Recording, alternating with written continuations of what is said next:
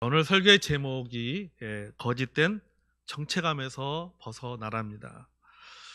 우리는 살면서 착각할 때가 있습니다.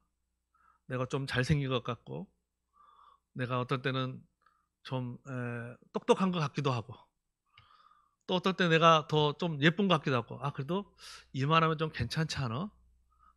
그런 생각을 할 때가 있죠. 당신이 나를 만난 것은, 그것은 하나님 주신 큰 복이야. 라고 하면서 굉장히 어떤 그런 자신에 대해서 자존감을 갖는 거는 좋은데, 그 자존감이 너무너무 지나쳐 가지고 그 오버하는, 그래서 착각하는 그런 경우가 있습니다. 그런데 여러분, 인간은 원래 착각하는 존재입니다. 자신과 타인과 그리고 세상에 대해서 끊임없이 착각하며 살아가고 있습니다. 왜냐하면 인간은 보고 싶은 것만 보고, 듣고 싶은 것만 듣고, 믿고 싶은 것만 믿는 존재이기 때문입니다. 그러니까 우리 모두에게는 소위 말해서 확증 평양적 그런 성향들이 모두 다 있기 때문에, 그런 보고 싶은 것만 보고, 듣고 싶은 것만 듣고, 믿고 싶은 것만 믿기 때문에, 이런 성향이 우리의 정체성과 정체감을 형성하는데 많은 영향을 주는 것이 사실입니다.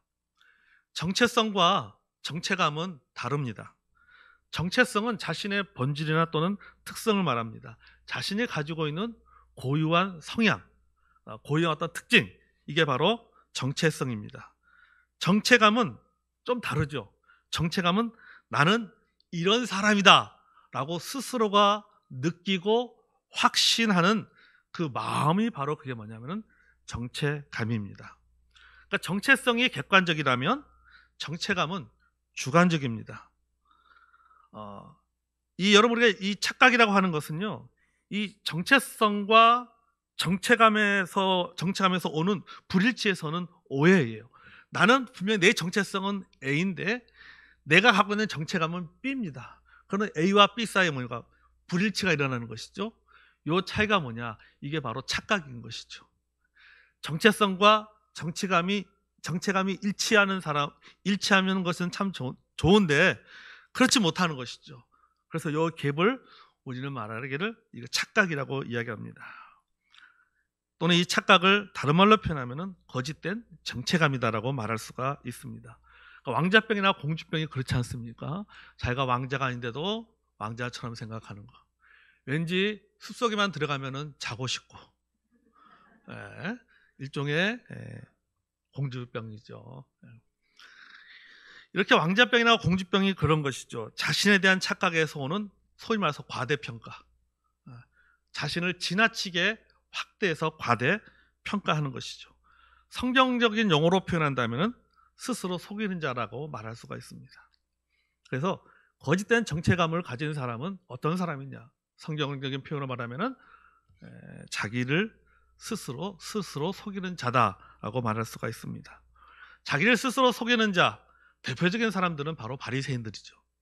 바리새인은 자기들이 굉장히 하나님의 말씀대로 살고 있는 것처럼 생각을 했습니다. 그러나 그것은 착각이었죠.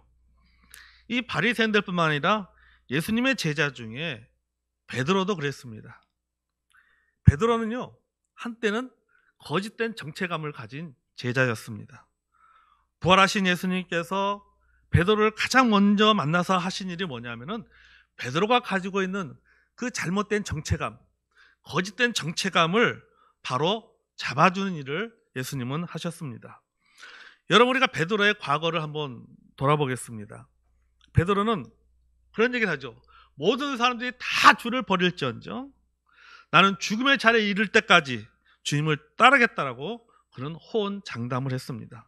요한복음 13장 37절 읽어보겠습니다. 자, 시작.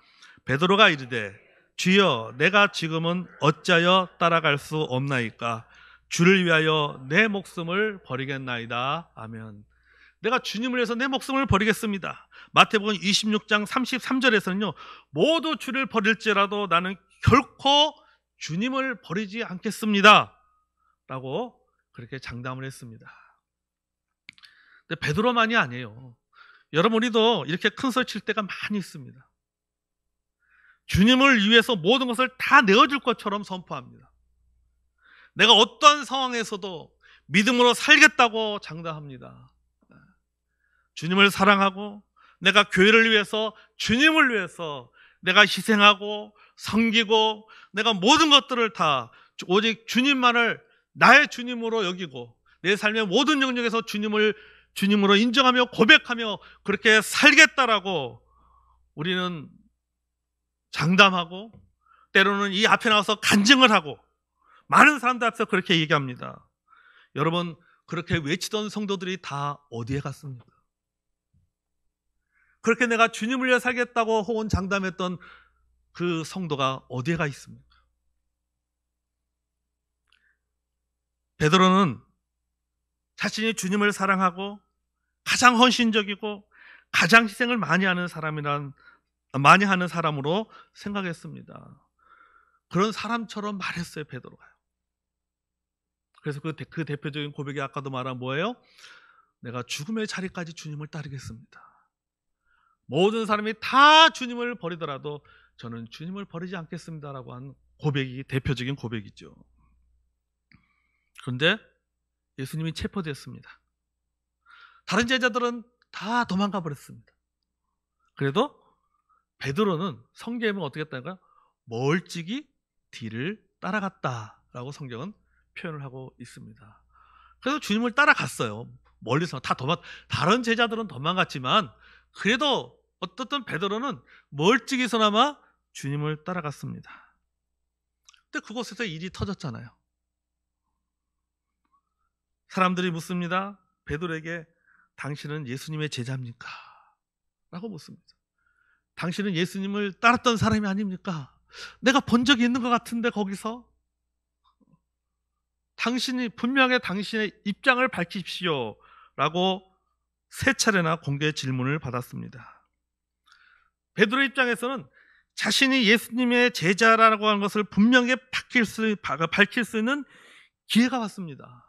그것도 한 번도 아니고 두 번도 아니고 세 번의 기회가 찾아왔습니다. 그런데 어떻게 해요? 그때마다 부인했었잖아요. 한 번이라면요, 당신 예수님의 제자입니까? 할 때 아니요, 저는 순간적으로 당황을 해서 전혀 예상하지 못했던 질문을 받다 보니까 순간적으로 당황해서 아니에요, 저는 예수님의 제자가 아닙니다, 이렇게 말할 수 있어요. 순간적으로 일시적인 두려움에서 그렇게 부인할 수 있습니다. 그러나 세 번이나 변명을 했다는 것은, 세 번이나 부인했다라고 하는 것은 이것은 변명의 여지가 없는 것이죠. 한 번도 아니고 두 번도 아니고 세 번씩이나, 심지어는 세 번째는 어떻게 했습니까? 예수님에게 저주까지 퍼부었습니다. 마가복음 14장 71절 읽어보겠습니다. 시작. 그러나 베드로가 저주하며 맹세하되 난 너희가 말하는 이 사람을 알지 못하노라 하니. 아멘. 세 번째는 어떻게 했다고요? 저주하며 맹세했다라고 말하고 있습니다. 나는 이 사람을 알지 못한다. 이 저주하면서 맹세했다, 저주하면서 부인했다라고 하는 것은 우리가 지금식으로 표현하면 내가 나 저 사람 알지 못합니다라고 하는 것과 나 저 인간 알지 못해, 이건요 느낌이 틀린 거예요. 그러잖아요. 저 사람 알지 못합니다, 나 저 인간 알지 못합니다, 저 화상 몰라요. 더 심하게 말하면 더 욕까지 써가면서 상대에 대해서 부인한다면, 똑같은 부인한다 할지라도 여러분 그 느낌은 다른 거죠. 완전히 다릅니다. 그러니까 베드로가 예수님을 저주하면서 부인하는 것은 자신이 예수님의 제자가 아니라는 것을 아주 강력하게 확실하게 입증할 수 있는 가장 좋은 방법이에요. 그냥 단순하게 모릅니다라고 아니요, 저주하면서 맹세하면서 부인한다라고 하는 것은 나는 예수님의 제자가 아니다. 요새 말하면 내 손에 장을 지지겠다, 내 손가락에 장을 지지겠다 말이죠. 내가 예수라고 하는 저 사람을 알면은 내가 성을 갈겠다, 이거 아주 강하고 확실하게 부인하는 것을 보게 됩니다.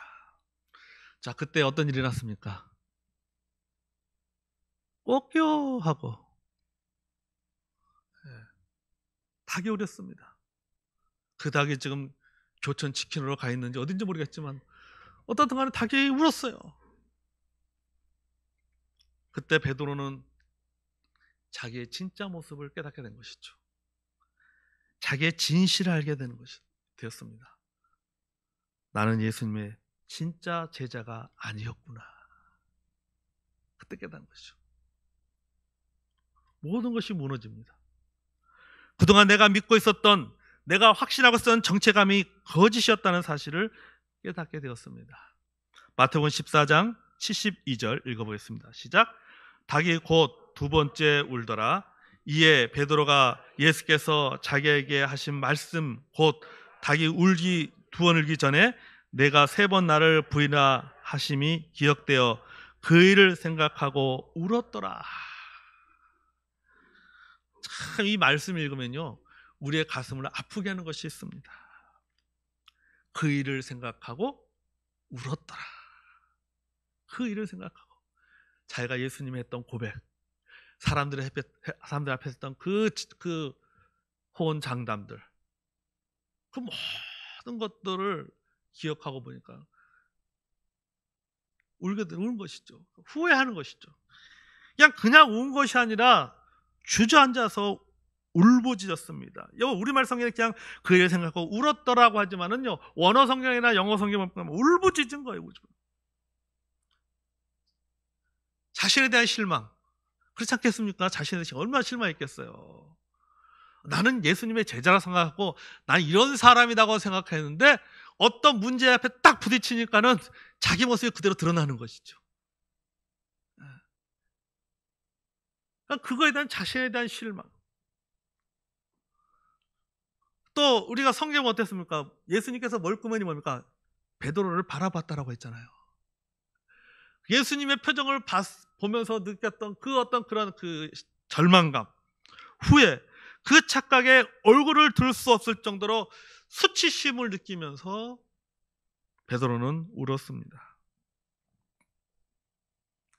부활하신 예수님은 이런 베드로를 다시 불렀습니다. 그리고 자신의 모습을 다시 보게 하셨습니다. 오늘 본문 21장 9절을 보겠습니다. 자, 시작. 육지에 올라오니 숯불이 있는데 그 위에 생선이 놓였고 떡도 있더라. 아멘. 자, 예수님께서 베드로를 불렀습니다. 베드로와 만나셨습니다. 근데 왜 하필 불이야? 다른 데도 많은데 왜 하필 불이냐는 거죠. 베드로가 불을 보면 무슨 생각이 떠오르겠습니까? 자신이 예수님을 부인한 것도 어디였습니까? 불 주변이었어요. 여러분, 우리가 어떤 장소에 가면 과거의 일이 생각나지 않습니까? 제가 단골로 자주 가는 우리 조인수 집사님 그 절친이 운영하는 자갈치 횟집에 가면요, 그 동생이, 주님의 품으로 소찬 동생이 생각납니다. 부산에 올 때마다 거기 가서 회를 먹었거든요. 생각나는 거예요. 또 어떤 카페에 가면은 또 생각나는 거예요. 아, 여기도 동생하고 왔었지. 또 어떤 장소에 가면은 또 생각나는 거예요. 심지어는 마트 갈 때도 생각날 때가 있어요. 아, 여기에 몇 년 전에 그 가족들이랑 같이 왔었는데 또 생각이 나는 거예요. 여러분, 비가 오면 생각나는 그때 그 사람이라 하지 않습니까? 비가 오면 생각나는 그때 그 사람이 있다는 거죠. 그러니까 어떤 장소에 가면은 때로는 어떤 것을 보면은 생각이 나는 것이죠. 그 사람이 생각나고 그때 일들이 생각이 납니다.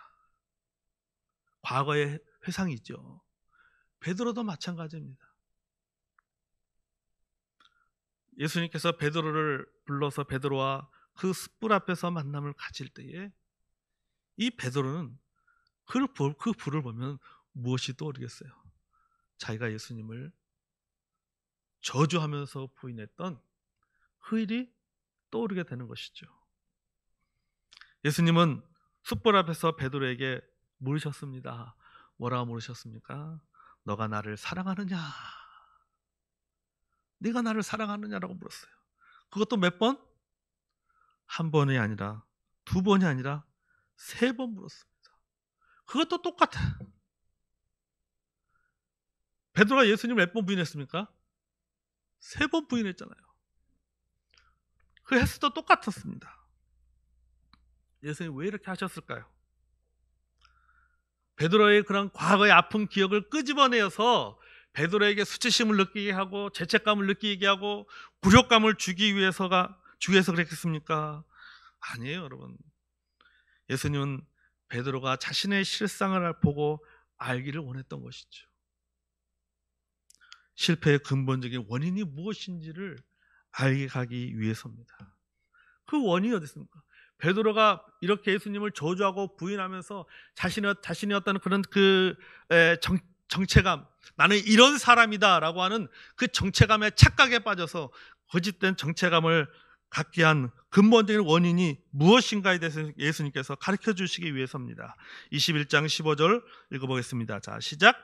그들이 조반을 먹은 후에 예수께서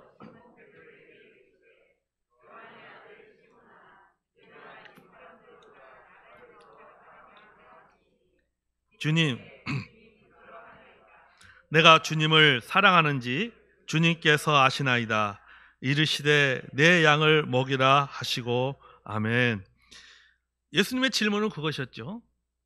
이 사람보다도 나를 더 사랑하느냐? 여기 있는 사람들보다도 나를 더 사랑하냐? 라고 하는 이 질문은 너의 사랑의 기준이 무엇이냐라고 하는 것이죠. 너는 무엇에 애착하느냐? 무엇에 집중하느냐?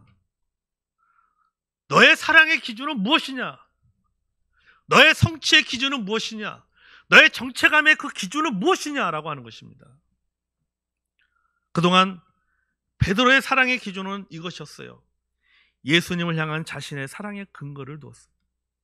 내가 예수님을 얼마나 사랑하는지, 내가 예수님의 말씀을 얼마나 따르는지, 내가 어떤 제자인지에 대해서 거기에 근거를 두었습니다. 예수님이 나를 얼마나 사랑하느냐가 아니라 내가 예수님을 얼마나 사랑하느냐, 내가 얼마나 헌신적이느냐, 내가 얼마나 열심히 있느냐, 여기에 자기의 정체성의 근거를 찾는 거예요. 정체감의 근거를. 그 기준은 무엇입니까?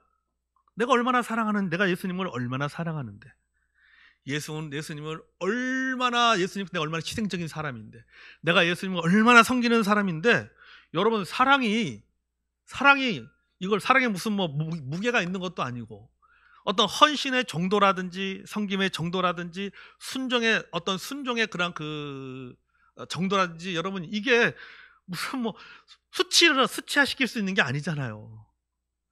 그럼 결국은 뭐 하는 길밖에 없어요.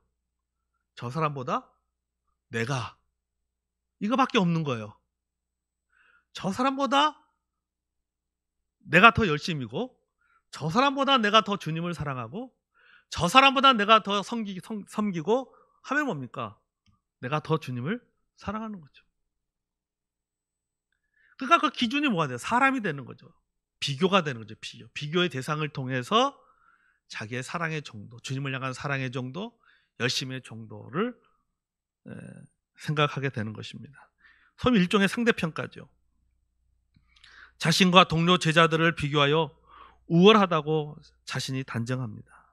사실 저는 베드로가 다른 제자들에 비해서 뛰어난 것은 사실입니다. 베드로는 굉장히 열정적인 사도입니다. 풍랑에 일컫는 바다에서 다 두려워 떠는데 베드로는 어땠습니까? 뛰었단 말이죠. 대단하지 않습니까, 여러분? 중력의 법칙을 거스리고 뛰었단 말이죠. 무리를 걸었습니다. 수제자입니다. 그러니까 자신이 누구보다도 열정적이고 충성스럽다는 것을 말합니다. 자신 스스로가 그렇게 생각한 것이죠. 여러분, 우리가 이런 것에 정체감의 근거를 두고 신앙생활하면요, 상황에 따라서 둘 중에 하나입니다. 하나는 뭐냐면은 나약함, 또 다른 하나는 뭐냐면 적대감. 편안할 때는 전혀 문제가 없습니다. 고난이 없을 때는 전혀 문제가 없어요. 누구보다 헌신적입니다. 누구보다 열정적입니다. 누구보다도 순종적입니다. 누구보다도 잘합니다. 그러나 고난이 오면 영적 실상이 여지없이 드러나는 거예요. 영적 실상이. 평안할 때는 문제가 안 돼. 모든 게 다 만사 오케이, 잘 돼요. 그러나 정체성의 시험이나 고난을 받는 자리 앞에서는 나약해져 버리는 것이죠. 바로 그게 드러나는 거죠. 기복이 심합니다. 신앙의 모습에 일관성이 없어요. 안정성이 없습니다. 좋다가도 언제 나빠질지 모르요. 그러니까 늘 불안한 것이죠. 이건 축복받아도 불안해. 고난받아도 불안해. 잘 돼도 불안하고 못 돼도 불안한 거예요. 근데 여러분, 신앙생활을 이렇게 하는 분들이 꽤 많습니다. 하나님의 복도, 하나님 주신 복을 받는 모습 봐도 불안해. 그걸 잘 관리할 능력이 되는데 불안해. 또 어려움이 오는 거 보면 또 불안해. 그러니까 나약해지는 것이죠. 상황에 따라서 자꾸. 또한 나와 견해가 다른 사람에 대해서는 적대감을 드러냅니다. 예수님이 체포됐을 때 베드로는요, 폭력을 휘둘렀습니다. 싸나워졌잖아요. 그런 행동이 자기 나름대로는 예수님에 대한 충성심을 보여주는 것이고 신념의 표현이라고 생각할 수 있습니다. 그러나 예수님은 오히려 어떻게 했습니까? 베드로의 그런 행동에 대해서 책망을 했어요. 여러분, 우리가요, 이 거짓된 정체성과 관련하여 우리의 문제는 뭐냐면요, 다른 사람을 통한 정체감의 형성입니다. 나의 생각과 다른 사람의 생각을 비교하고, 나의 열심과 다른 사람의 열심을 비교하고, 나의 행동과 다른 사람의 행동을 비교하고, 내가 믿는 교리와 다른 사람이 믿는 교리를 비교하면서 상대적으로 내가 얼마나 우월하고 얼마나 열심히 있고 얼마나 사랑하는지를 입증하면서 그것을 정체감의 근거로 삼습니다. 여러분이 그런 말 있잖아요. 한때는 유행했단 말입니다. 칭찬은 고래를 뭐 한다고요? 춤추게 할 수 있습니다. 그러나 반대로 말하면 칭찬은 고래를 병들게 할 수도 있어요. 춤추게 할 수도 있지만 고래를 병들게 만들 수 있는 거죠. 소위 말해서 그런 것을 통해서 자신의 어떤 정체감에 대해서 착각할 수가 있고, 아, 그래, 나는 이런 사람이야, 맞아 라고 생각할 수가 있는 것이죠. 실제는 아닌데, 그의 정체성은 그의 실상은, 그의 본질은 이게 아닌데 오버하는 것이죠.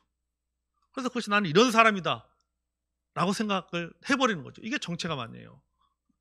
베드로가 가지고 있는 정체감이 바로 이거였습니다. 부활하신 예수님을 만나기 전에 그의 가지고 정체가 바로 이거. 나는 이런 사람이다 라고 하는 거죠. 여러분, 17절 읽어보겠습니다. 자, 시작. 세 번째 이르되 요한의 아들아 시몬아, 내가 나를 사랑하느냐 하시니, 주께서 세 번째 내가 나를 사랑하느냐 하심으로 베드로가 근심하여 이르되, 주님 모든 것을 아시오매 내가 주님을 사랑하는 줄 주님께서 아시나이다. 예수께 들으시되 내 양을 먹이라. 아멘. 첫 번째 질문에는요, 너가 이 사람보다 나를 더 사랑하냐라는 비교의 질문이었지만, 두 번째와 세 번째는 직접적인 질문하신 거예요. 빠진 거예요, 사람은. 그리고 뭡니까? 너가 나를 사랑하느냐, 이거예요. 사람을 빼버렸어요.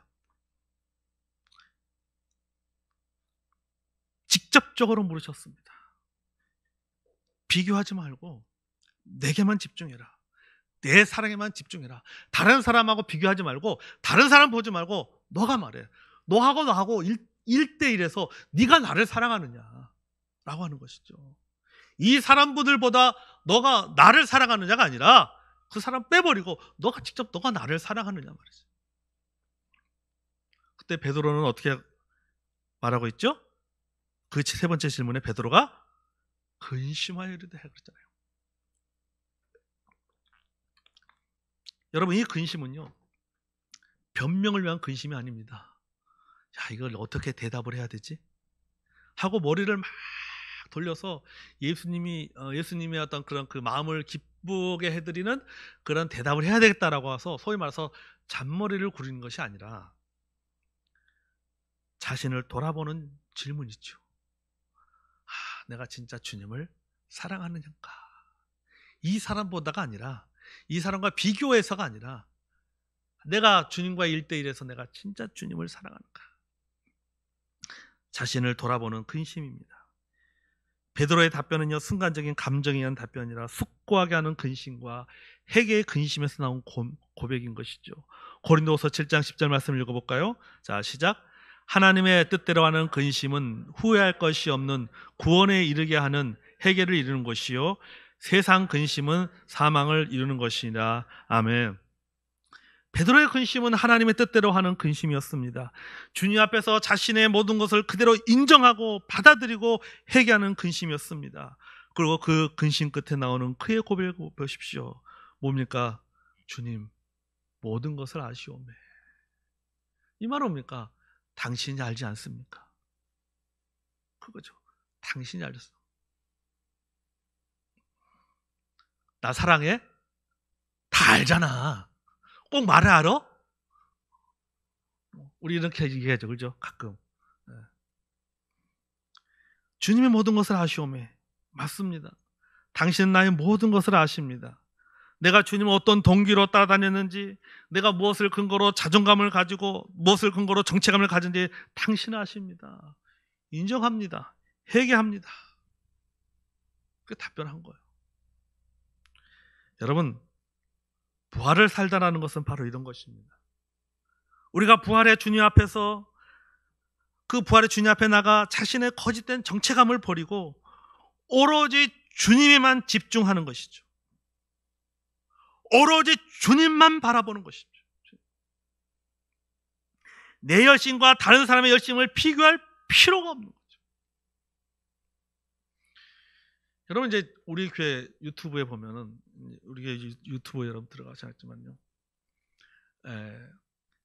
여러분 이제 뭐 설교라든지 또 여러 가지 뭐 칼럼이라든지 또는 그 아침에 잠 오려는 아침 묵상 올리면은, 이게 사람이 그 유튜브에 어떤 동영상 올리게 되면요, 제일 관심이 가게 되는 게 뭡니까? 이 조회수란 말이죠. 몇 사람이 조회를 했을까? 그리고 또 어떤 때는 구독자 수를 봐요. 또 우리 성도팀 여기 안에서, 야, 우리 교회와 어떤 교회 구독자 수가 어느 교회가 구독자 수가 많은가? 이렇게 막 하는 거죠. 그게 뭐 하는 거예요? 이게 비교하는 것이죠. 그래서 뭔가 구독자 수가 많으면, 구독자 수가 많고 조회수가 높으면은, 이거 참, 이건 내가 잘하고 있는 거야. 이렇게 뭐 착각을 하기도 해요. 뭐 예를 들면 뭐 우리 어제 금요일 저녁에 그 호의가 반복되면은 권리인 줄 안다라고 하는.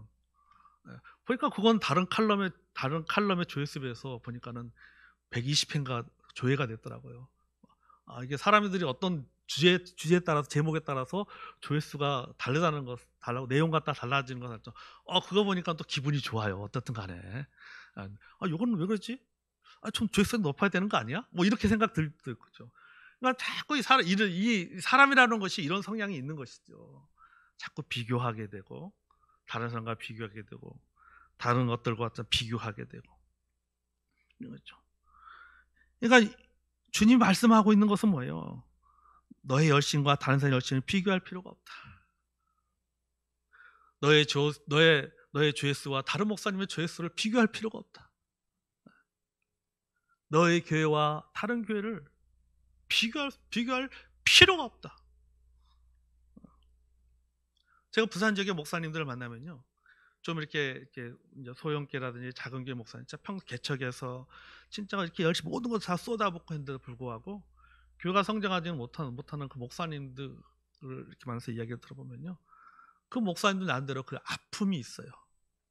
소위 말해서 뭐냐면은, 이 큰 교회에서 부목사를 하다가 담임 목사를 갖는 경우에는 거의 큰 교회 담임 목사로 갑니다. 부목사에서.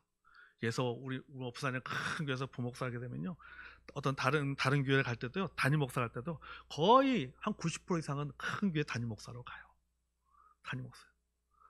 그러니까는 개척을 해서 그 교회를 개척을 해서 그냥 진짜 이 교회를 20년 30년 목회하신 분들이 볼 때는요, 그분들을 보면서 뭐냐면은 어떤 때는 어떤 그 상대적인 박탈감을 목사님들이 많이 느껴요.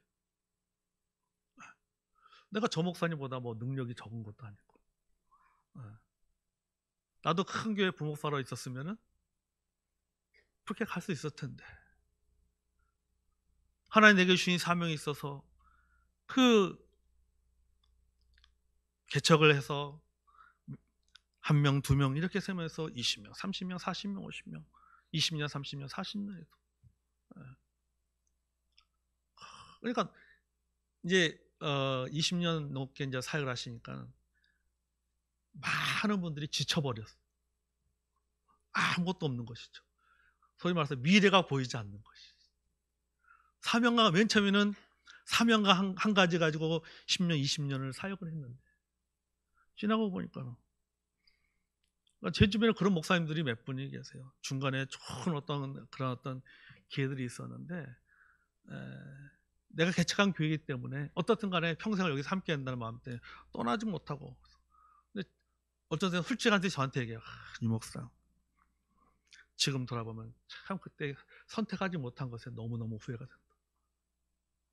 충분히 그 마음이 이해가 되더라고요. 사실은 충분히 그 마음이 이해가 돼요. 성도는 교회를 떠나서 목회자는 교회를 떠날 수가 없는 거예요. 그 마음이 이해가 돼요. 그러니까 이렇게, 근데 그걸 비교하기 시작하면요, 그 다음부터 아무것도 못하는 거예요.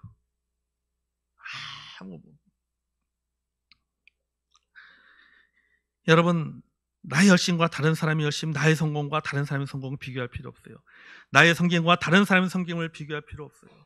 내가 이룬 결과와 다른 사람이 이룬 결과를 비교할 필요가 없습니다. 내가 살아가야 될 인생과 다른 사람이 살고 있는 인생을 비교할 필요가 없는 거예요. 그게 가장 어리석은 거 아닙니까? 진짜 그거 어리석은 것 같아요. 여러분, 모두가 똑같은 인생을 살 수가 없습니다. 모든 사람이 똑같이 40평짜리 아파트에 살 수가 없어요. 모든 사람이 똑같이 가정을 이루며 살 수가 없습니다. 각자 살아가는 삶의 방식이 다른 거예요. 그렇기 때문에 비교할 필요도 없고, 하나님께서 이게 내가 걸어가야 할 길, 믿음의 길에 서서 내게 맡겨진 사명을 받아들이고 겸손하게 묵묵히 섬기며 나아가면 됩니다. 아멘. 그게 고린도서에서 말하니까 나의 달려갈 길 아니겠습니까? 내가 내 앞에 놓인 믿음의 길 아니에요. 내가 달려갈 길이잖아요. 여러분, 베드로는 달라졌습니다. 자신의 성취에서, 자신의 열정에서 정체감을 찾았던 사람이 이제는 주님의 사랑과 하나님의 값없는 은혜에 자신의 정체감을 찾아갔습니다. 그러니까 예수님의 진짜 제자가 되었어요. 사람의 평판에 좌우되지 않고 오로지 주께서 주신 사명에만 충성하는 제자가 되었습니다. 사도행전 4장 여러분 19절에서 20절에 기록되어 있잖아요. 여러분, 변화는요, 믿음 이전의 사랑입니다. 믿기 때문에 사랑하는 것이 아니에요. 가만히 생각해 보십시오. 여러분, 사랑하기 때문에 믿습니다. 아멘. 여러분, 우리가 어떤 대상을 사랑하기 때문에 그 대상이 하는 말을 믿는 것이지, 그 대상이 하는 말을 믿기 때문에 그를 사랑하는 게 아니에요. 사랑하기 때문에 변하는 것입니다. 예수님을 사랑하기 때문에 예수님을 닮아가기 원하고 예수님의 뜻을 행하고 싶은 것이죠. 비로소 주님은 베드로에게 다시 사명을 맡겨주신 거예요. 그의 사랑을 확인하고, 네가 나를 사랑하느냐? 네, 내가 주님을 사랑하는지 주님 알지 않습니까? 말이지. 사랑을 확인하시고 그에게 사명을 맡겨주신 것을 보게 됩니다. 여러분, 성도의 정체감은 자신의 경험이나 또는 어떤 그런 헌신에 있지 않습니다. 자신의 능력에 있지 않습니다. 어디에 있습니까? 여러분, 하나님의 은혜에 있습니다. 내가 얼마나 주님을 사랑하느냐의 정체감에 근거를 갖지 마세요. 주님이 나를 얼마나 사랑하느냐, 여기에 자기의 정체감의 근거를 가지고 살아가야 되는 거예요. 그래서 사도 바울이 여러분 고린도서 15장에 보면요, 여러분 고린도서 15장이 무슨 장? 부활장이잖아요. 부활에 대해서 얘기합니다. 부활하신 예수님께서 누구에게 보여주시고 누구에게 보여주시고 누구에게 보여주시고 그리고 나중에 나까지 만삭되지 못한 나에게까지 보여주셨다 라고 고백하면서 뜬금없이 이렇게 뭘 얘기합니까? 자신의 나의 나 된 것은 하나님의 은혜로 된 것이니 이렇게 고백합니다. 자신이 모든 사도보다 더 많이 수고한 것은 내가 한 것이 아니요 뭐가 있다? 나와 함께 하신 하나님의 은혜다. 뭐에 근거를 둔 거예요? 자기가 한 일에 대해서 근거를 둔 게 아니에요. 다른 사도에 비해서 자신이 내가 열심히 했다라고 하는 것에 대해서 그 근거에 둔 것이 아니라 하나님의 은혜에 자신의 근거를 두고 있는 것을 보게 됩니다. 사랑하는 성도 여러분, 내 자신의 정체감은요, 내가 어디에 소속되어 있으며 내가 어떤 역할을 하고 있는가가 아니라 내 자신이 어떤 사람인가에서 찾아야 됩니다. 아멘? 내 자신이 어떤 사람인가? 자신의 용기, 선함, 능력이 아니라 하나님 앞에서 자신의 영적 실상에서 찾아야 되는 것이죠. 여러분, 우리가 내 자신을 알라, 다른 말로 표현하면은 알라지 꼬라지. 여러분, 이 내 자신을 알라, 이게 이게 소크라테스가 한 말이 아니잖아요. 원래는요. 그리스의 델피노 그 신전의 기둥에 붙어 있는 말입니다. 내 자신을 알라. 그거를 소크라테스가 인용을 한 것이죠. 내 자신을. 그래 여러분, 내 자신을 알아야 되는 거죠. 내 자신을 아는 것, 그 정체성, 그 정체감이 결국 자신이 어떻게 내가 살 것인가에 대한 삶의 방향을 결정하는 뭐가 같은 거예요? 나침판과 같은 거예요. 나침판. 신앙생활도 마찬가지예요. 내가 하나님 앞에서 어떤 사람인가를 제대로 알아야지 우리가 제대로 된 신앙생활을 할 수가 있는 거예요. 하나님이 기뻐하시는 그런 신앙생활을 할 수 있고 하나님이 원하시는 그런 신앙생활을 할 수가 있는 것입니다. 우리가 하나님 앞에서 내 자신이 어떤 존재인가를 제대로 영적인 실상을 우리가 알아야 되고 찾아야 됩니다. 그러면은 어떻게 될까요? 자신은 점점 더 낮아지고 자신은 점점 약해집니다. 여러분, 자신이 점점 약해지고 자신이 점점 낮아질수록 하나님을 더 의지하게 됩니다. 아멘. 점점 낮아지고 점점 더 약해지면은요, 다른 사람에게 좀 더 쉽게 다가갈 수가 있어요. 사람이 높아지면요, 다른 사람이 접근하기를 두려워합니다. 부담스러워합니다. 근데 점점 낮아지면은 접근할 수가 있어. 왜? 만만하거든. 쉽게 말해서 만만하거든. 쉽게 접근해서 마음이 열리고 상대를 존중하게 됩니다. 그럴 때 비로소 주님의 양을 먹이는 사명을 감당할 수가 있습니다. 사랑하는 성도 여러분, 부활을 살다라고 하는 것은 우리가 주님 안에서 부활의 주님 앞에서 나의 거짓된 정체감을 버리고 주님만을 바라보며 사는 것입니다. 아멘. 그 정체감의 근거를 내가 얼마나 주님을 사랑하느냐라고 하는 것에 근거를 두는 것이 아니라 주님이 나를 얼마나 사랑하느냐라고 하는 것에 자신의 정체성과 정체감을 두고 살아가는 저와 여러분 되기를 주의 이름으로 축복합니다.